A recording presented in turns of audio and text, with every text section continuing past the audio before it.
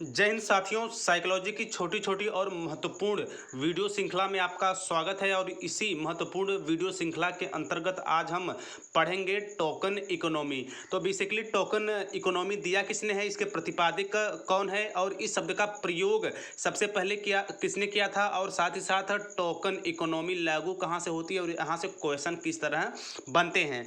तो बेसिकली साथियों, यदि आप शिक्षक भर्ती की तैयारी कर रहे हैं या फिर किसी भी स्टेट टेट की तैयारी कर रहे हैं, आप सीटेट या रीट की तैयारी कर रहे हैं, तो यह वीडियोस आपके लिए काफ़ी हेल्पफुल होने वाली है।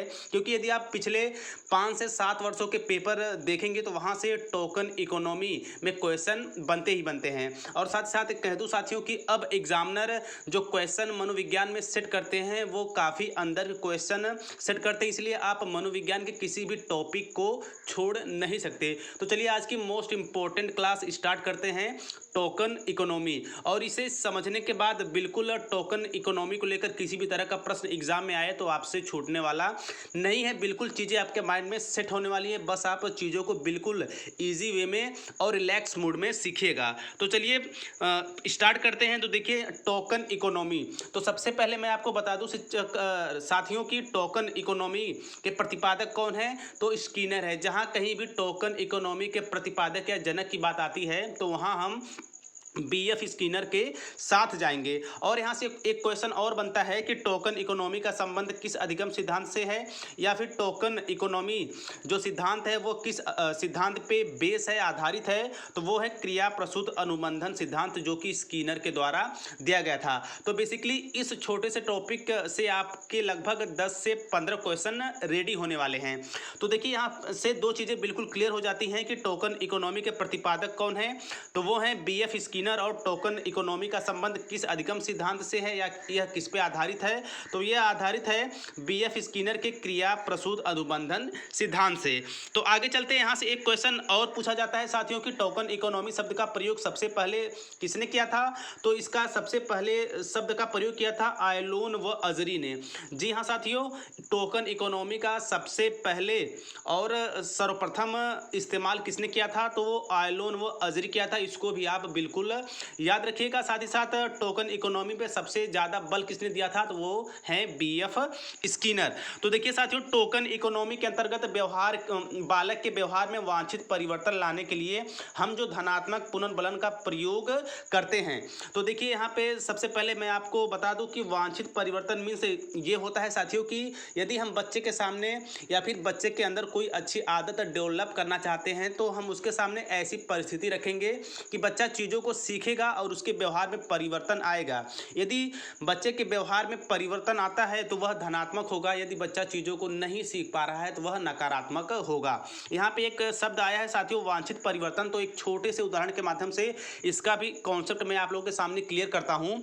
तो देखिए वांछित परिवर्तन मीन्स होता है, मान लीजिए एक छोटा सा बच्चा है और उसने चाकू को छुआया, उसने चाकू को हाथ में उठा लिया और बच्चे का हाथ कट गया। बच्चे का जैसे हाथ कटा, बच्चे को जैसे दर्द हुआ, बच्चे ने तुरंत चाकू को फेंक दिया। यानी कि बच्चा यह समझ गया कि इस चाकू को छूने से जो हाथ है वो कट जाएगा या फिर मुझे दर्द होगा। यानी बच्चा ने ये सीख लिया कि यह जो चीज़ है वो हमारे लिए नहीं है, ये मुझे दर्द देगा या कष्ट देगा। यदि बच्चा दोबारा उस चाकू को छू लेता है तो आप ये जानिए कि बच्चे ने यह नहीं सीखा कि यह नुकसानदायक चीज़ है, यानी उसके अंदर वांछित परिवर्तन नहीं हुआ। तो वांछित परिवर्तन को लेकर जो चीज़ें हैं वो आपके सामने मैंने क्लियर किया।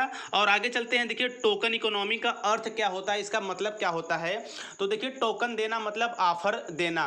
जैसे मान लीजिए आप एक शिक्षक हैं और जाहिर सी बात है भाई उसमें आप एक बनेंगे भी। और तो देखिए यदि आप अपने क्लास में आप टीचिंग के दौरान गए भी होंगे लगभग टीचिंग कराने स्कूलों में, तो वहाँ पे आप इस जो सिद्धांत है इसका बखूबी से क्रियान्वयन कर सकते हैं। तो देखिए टोकन देना मतलब ऑफर देना। तो मान लीजिए आप एक शिक्षक हैं तो आप क्लास में गए और आपने कहा कि यदि जो बच्चा टेस्ट में प्रथम आएगा या फिर खेल में प्रथम आएगा या फिर किसी तरह की गतिविधि आप क्लास में करा रहे हैं उसमें प्रथम आएगा, तो आपने अनाउंसमेंट किया कि बच्चे को साइकिल दी जाएगी या फिर बच्चे को चॉकलेट दिया जाएगा या फिर टॉफ़ी दी जाएगी, कोई अच्छी सामान दी जाएगी। तो बच्चा इस लालच में उस काम को करता है और बहुत ही बखूबी और अच्छे ढंग से करता है और साथ साथ उसके व्यवहार में परिवर्तन भी आता है। तो इसी को हम क्या कहते हैं, टोकन इकोनॉमी। यानी कि बच्चे को कुछ ऐसी चीज़ें देना जिससे कि बच्चे के व्यवहार में परिवर्तन हो जाए और धीरे धीरे बच्चा चीज़ों को सीखने लगे, तो उसे हम कहेंगे टोकन देना या फिर ऑफर देना। और इन दोनों शब्दों से आप बिल्कुल अंदाज़ा भी लगा सकते हैं। मान लीजिए आप किसी बच्चे को कोई ऑफर देते हैं तो बच्चा बड़े इंटरेस्ट के साथ उन चीज़ों को करता है और उसके व्यवहार में परिवर्तन आता है। यही मूल उद्देश्य है और यही मूल आधार है टोकन इकोनॉमी का। और इसका सीधा सा अर्थ है टोकन देना मतलब ऑफर देना, कुछ ऐसी चीज़ें या कुछ ऐसी परिस्थितियां रखना बच्चे के सामने कि बच्चा बिल्कुल मज़े से और बिल्कुल चीज़ों को इंटरेस्ट के साथ सीखे और उसके व्यवहार में परिवर्तन हो जाए। और साथ ही साथ यहाँ पे जो सबसे इम्पोर्टेंट एक चीज़ और है, यहाँ पे क्वेश्चन ये बनता है, पहले मैं इसकी जो इम्पोर्टेंट चीज़ है वो डिस्कस कर दूं आप लोगों के सामने। तो देखिए टोकन इकोनॉमी में धनात्मक पुनर्बलन देते हैं बच्चे के व्यवहार में परिवर्तन लाने के लिए। यहाँ से एक और क्वेश्चन पूछा जाता है कि टोकन इकोनॉमी में किस तरह का पुनर्बलन दिया जाता है। तो धनात्मक पुनर्बलन दिया जाता है, नकारात्मक पुनर्बलन नहीं दिया जाता, क्योंकि इससे बच्चे के वांछित व्यवहार में परिवर्तन नहीं होता। परिवर्तन हमेशा धनात्मक पुनर्बलन से होता है। और साथ ही साथ यहाँ पे टोकन इकोनॉमी का संबंध किससे है, स्किनर से है। तो बेसिकली ये छोटा सा टॉपिक टोकन इकोनॉमी आपके माइंड में बिल्कुल सेट हो गया होगा। बस आप एक ही चीज़ याद रखिएगा, इसके प्रतिपादक बीएफ स्किनर है। साथ ही साथ इसके अंतर्गत धनात्मक पुनर्बलन जो होता है वो बच्चे के वांछित व्यवहार में परिवर्तन लाने के लिए किया जाता है। और इसमें एक चीज़ और याद करनी है कि इसमें हम क्या है, बच्चे को ऑफर देते हैं या फिर बच्चे को टोकन देते हैं। यानी कि बच्चे को ऑफर देना, बच्चे को टोकन देना, बच्चे के सामने कुछ ऐसी परिस्थितियां लाना कि बच्चा बिल्कुल इंटरेस्ट के साथ चीज़ों को करे और उस दौरान उसके अंदर अच्छी आदत विकसित हो जाए, इसी को कहा जाता है टोकन देना या टोकन इकोनॉमी। और यहाँ पे एक बिंदु की और मैं चर्चा करना चाहूँगा कि मान लीजिए आपके घर कोई छोटा सा बच्चा है और आपके अंदर यानी कि आपको उसके अंदर कोई अच्छा गुण, कोई अच्छी क्वालिटी विकसित करनी है, तो आप उसके बदले बच्चे को कुछ चीज़ों का लालच देकर या कुछ देकर उसके अंदर अच्छे गुणों का विकास कर सकते हैं। मान लीजिए बच्चे के अंदर आपको कुछ अच्छी चीज़ सिखाना है, तो आप बच्चे को ये कहेंगे कि नहीं, आप यदि ये चीज़ करते हैं या सीखते हैं तो मैं आपको एक टॉफ़ी दूंगा। फिर बच्चा उसे करने लगेगा, फिर आप कहेंगे कि नहीं इसमें थोड़ा और अच्छा करें तो मैं आपको 2 दूंगा, 3 दूंगा। तो ऐसे ऐसे करके बच्चे के व्यवहार में परिवर्तन होने लगता है और बच्चा चीज़ों को सीख लेता है। तो बेसिकली यहाँ से क्वेश्चन बनने के बस 4 ही से 5 ही टाइप के हैं जो मैंने डिस्कस कर दिया है। स्पेशली प्रतिपादक से अधिगम संबंध किस पे काम करता है, तो क्रिया प्रस्तुत अनुबंधन सिद्धांत पे ये बेस है।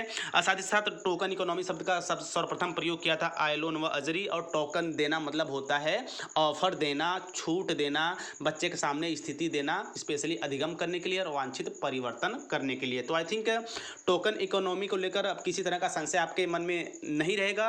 और इसी तरह साइकोलॉजी की जो अति महत्वपूर्ण वीडियोस होती हैं जहां से क्वेश्चन हर बार एग्जामिनर बनाता ही बनाता है किसी भी तरह से, वह आपको ससमय चैनल पे मिलती रहेगी, क्योंकि यहाँ बात होती है सिर्फ और सिर्फ शिक्षक भर्ती की। तो साथियों, यदि आप शिक्षक भर्ती की तैयारी कर रहे हैं या शिक्षक पात्रता परीक्षा की तैयारी कर रहे हैं तो दोनों पॉइंट ऑफ व्यू से वीडियो आपके लिए काफ़ी खास होने वाली है। तो बिल्कुल लगे रहिए और बिल्कुल मजे के साथ चीज़ों को सीखते रहिए। तो मिलते हैं नेक्स्ट वीडियो में ऐसे ही एक महत्वपूर्ण श्रृंखला के साथ। तब तक स्वस्थ, व्यस्त और मस्त रहिए। जय हिंद, वंदे मातरम।